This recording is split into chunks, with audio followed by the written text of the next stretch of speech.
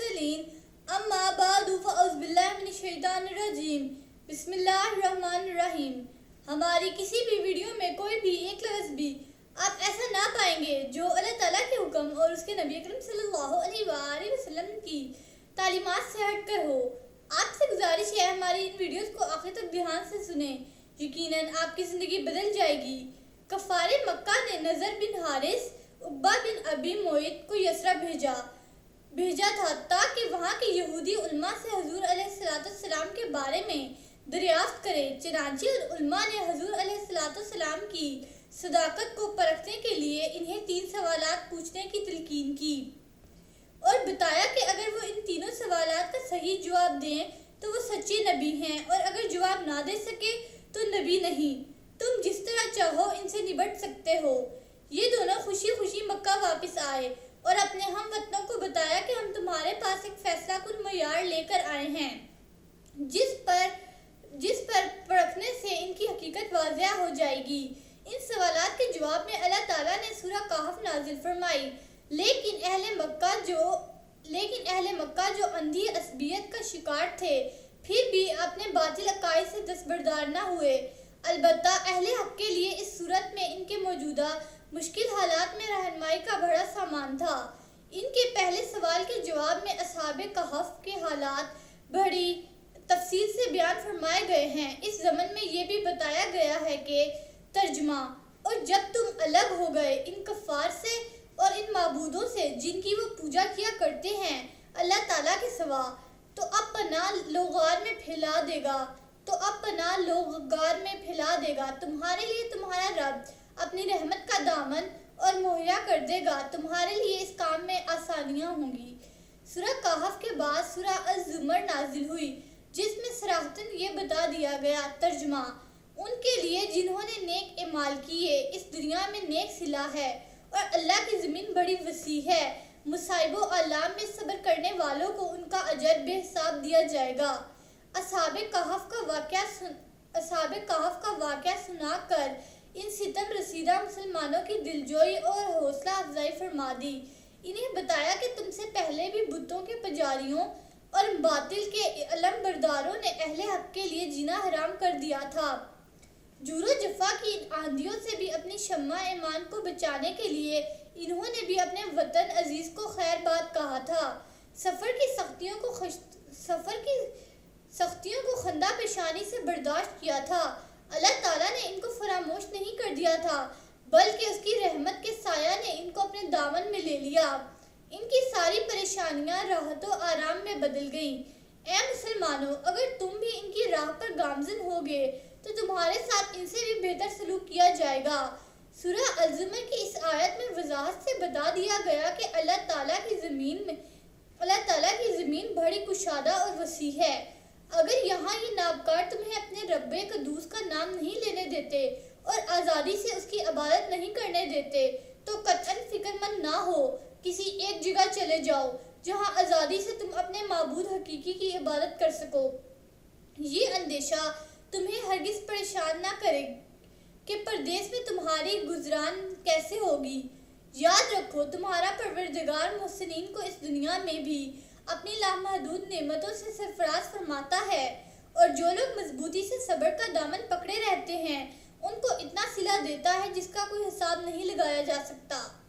رحمت عالم صلی اللہ علیہ وآلہ وسلم نے جب شمع توحید کے ان پروانوں پر کفر و شرک کے سرگنوں کے بے اندازہ مظالم دیکھے اور یہ بھی ملاحظہ فرمایا کہ ان مظالم میں آئے روز اضافہ ہی ہوتا چلا جا رہا ہے، نہ ان سنگ دل ظالموں کو ذرا ترس آتا ہے اور نہ دوسرے لوگوں میں رحمت و شفقت کا جذبہ بیدار ہو کر ان کی نجات کا باعث بنتا ہے، اور نہ خود مسلمانوں میں اتنی سکت ہے کہ وہ اپنے مظلوم بھائیوں کی داد رسی کر سکے۔ تو سرکار دو عالم صلی اللہ علیہ وآلہ وسلم نے اپنے جانثار غلاموں کو اجازت دی کہ ظلم و ستم کی اس بستی سے ہجرت کر کے حبشہ چلے جائیں، کیونکہ وہاں کے بادشاہ کے بارے میں مشہور ہے کہ وہ بڑا رحم دل اور انصاف پسند ہے، نہ خود کسی پر ظلم کرتا ہے اور نہ کسی کو بے قصور اور کمزوروں پر ظلم کی اجازت دیتا ہے۔ چنانچہ بعثت کے 5ویں سال ماہ رجب میں مہاجرین کا پہلا قافلہ اپنے پیارے وطن کو چھوڑ کر حبشہ جیسے دور افتادہ ملک کی طرف روانہ ہوا تاکہ اس پرامن فضا میں وہ جی بھر کر اپنے رب کریم کی عبادت کر سکیں، اپنے عقیدہ کے مطابق آزادی سے زندگی بسر کر سکیں۔ یہ قافلہ 12 مردوں اور 4 خواتین پر مشتمل تھا۔ ان کے قافلہ سالار حضرت عثمان بن عفان رضی اللہ تعالیٰ عنہ تھے۔ آپ کی زوجہ محترمہ حضرت رقیہ جو رحمت للعالمین صلی اللہ علیہ وآلہ وسلم کی لخت جگر تھیں، آپ کے ساتھ تھیں۔ سرکار دو عالم صلی اللہ علیہ وآلہ وسلم نے اسی جوڑے کے بارے میں فرمایا، ترجمہ یعنی ابراہیم اور لوط علیہ السلام کے بعد یہ پہلا گھرانہ ہے جس نے اللہ تعالیٰ کی راہ میں ہجرت کی۔ حضرت رقیہ کی خدمت گزاری کے لیے حضرت ایمن بھی ساتھ گئی۔ دوسرے مہاجرین کے اسماء گرامی یہ ہیں: حضرت ابو سلمہ ماں زوجہ محترمہ حضرت سلمہ، حضرت ابو حذیفہ ماں اپنی زوجہ محترمہ سہلہ بنت سہل، حضرت عامر بن ابی ربیعہ ماں زوجہ محترمہ لیلہ ادویہ، جنہوں نے اکیلے بغیر اپنی اہلیہ کے ہجرت کی۔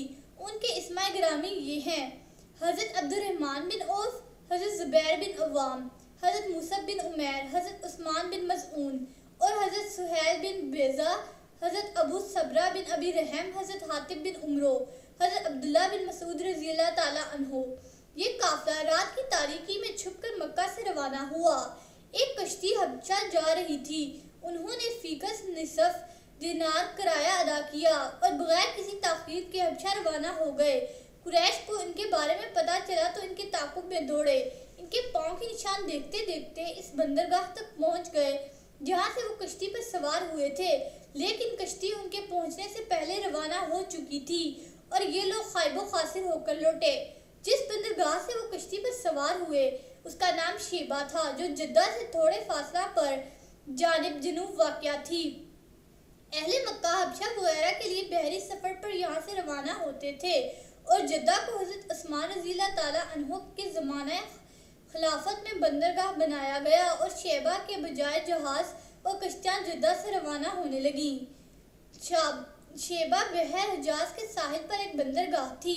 جدہ کے بندرگاہ بننے سے پہلے اہل مکہ کی کشتیاں یہاں آ کر لنگر انداز ہوتی تھیں۔ بسم اللہ الرحمن الرحیم۔ صلی اللہ علی حبیبہ سیدنا محمد وآلہ وصحبہ وسلم۔ اس درود پاک کے بے شمار فوائد ہیں۔ اس درود پاک کو کثرت سے پڑھنے والے کو دین و دنیا میں کسی چیز کی کمی نہیں رہتی۔ سکون قلب کی دولت سے مالا مال ہو جاتا ہے، دشمن دوست بن جاتا ہے۔ اگر کوئی چاہے دل کی کدورت، کینہ، دل کا میل، بغض، حسد اور اخلاق رذیلہ دور ہو جائیں تو اس درود پاک کو کثرت سے پڑھیے۔ This درود has numerous benefits. There is no lack of anything in the religion and a word for reciters. Peace becomes rich with the wealth of the heart, and enemy becomes a friend. If anyone wants the darkness of heart, malice, anger, jealousy, dirt of heart, and ethical behavior get away, so recite this درود frequently. سیرت النبی صلی اللہ علیہ وآلہ وسلم کا یہ سلسلہ جاری رہے گا۔ حضرت محمد خاتم النبیین صلی اللہ علیہ وآلہ وسلم کی حیات طیبہ کا ہر ایک پہلو بیان کیا جائے گا۔ آپ سے گزارش ہے ہماری ان ویڈیوز کو دیکھتے رہیے۔ اللہ تعالی ہمارا اور آپ کا حامی و ناصر ہو۔ شکریہ۔